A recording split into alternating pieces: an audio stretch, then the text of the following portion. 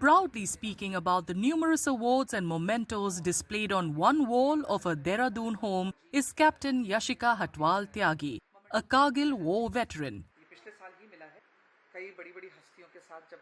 During the war with Pakistan, Captain Yashika served in the Army Ordnance Corps to ensure proper supply of ammunition, food, clothing and other essentials to soldiers deployed on the front lines.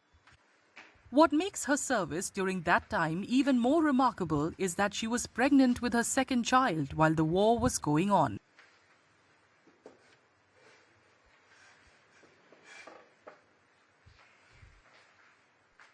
मई, जून, जुलाई ये जो कारगिल की लड़ाई के 3 महीने थे, ये मेरी pregnancy के चौथे, 5वें और 6ठे महीने थे, जिस समय बच्चा पेट के अंदर एक बहुत ही इम्पोर्टेंट डेवलपमेंट्स हो रही होती हैं।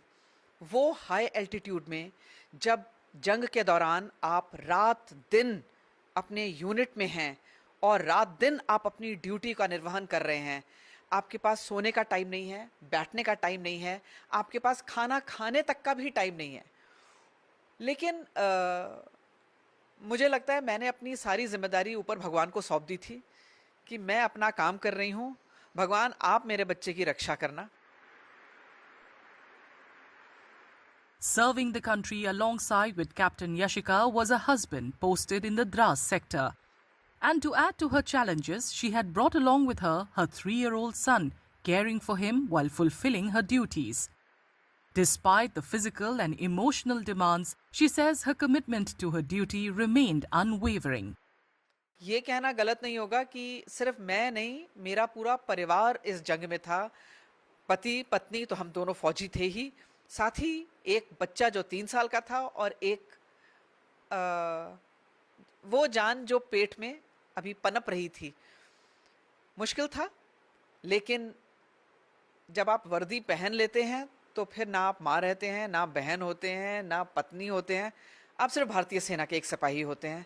शायद यही थॉट था जो हमेशा मुझे आगे बढ़ाता गया और मेरे दिमाग में कोई कंफ्यूजन कभी नहीं थी कि मुझे ये करना चाहिए या नहीं। ये तो थॉट ही नहीं था, ये मेरी ड्यूटी थी जो मैं मरकर भी इसको पूरा करती। The Kargil war veteran says the 1999 war was the turning point for women in the Indian Armed Forces.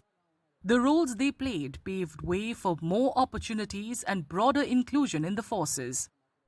इस कारगिल की लड़ाई के बाद लड़कियों के एंट्री में भी बहुत चेंजेस देखे गए। पहले सिर्फ एसएसबी से एंट्री होती थी, फिर लड़कों के बराबरी में सीडीएस का रिटन एग्जाम आया। पहले लड़कियों की ट्रेनिंग 6 महीने होती थी, जिसे बढ़ाकर लड़कों के बराबर का कर दिया गया। पहले लड़कियों की जो एंट्री थी वो शॉर्ट सर्विस कमीशन में सिर्फ 5 साल होती थी, जिसे बढ़ाकर फिर 10 साल कर दिया गया। और ऐसे ही बहुत चेंजेस आए और इन सब का श्रेय जाता है कारगिल की लड़ाई में लड़कियों के प्रदर्शन को।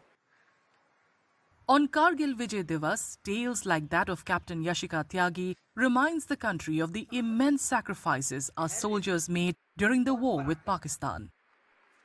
इसकी पराकाष्ठा देखने को मिली हमें कारगिल के युद्ध में।